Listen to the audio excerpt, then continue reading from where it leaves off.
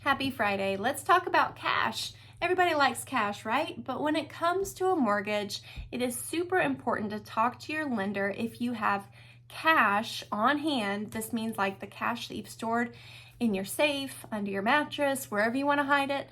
That cash, you need to talk to your lender if you plan on using some of that for down payment and closing costs when you're purchasing a home with a mortgage.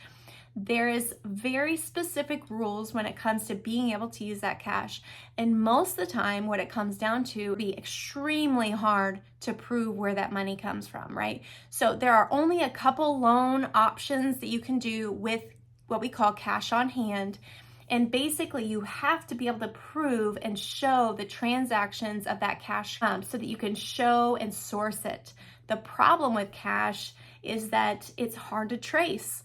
And with mortgages, we need to know where the money came from to make sure that it came from an eligible source.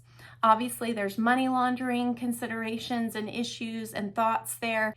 The typical answer is to let your funds season. So by seasoning the funds, that means go ahead and deposit them in a bank now. Let them season or sit in the bank account for a couple months. And then after some time, then you'll be able to use those funds. But you need to go ahead and deposit them in the bank account now. I know there's some people out there who don't trust the banks, but really, truly, it is the safest place for your funds. So if this is something that you are thinking about doing, purchasing a home, and you have cash on hand or under the mattress that you think you may want to or need to use, go ahead and deposit those funds.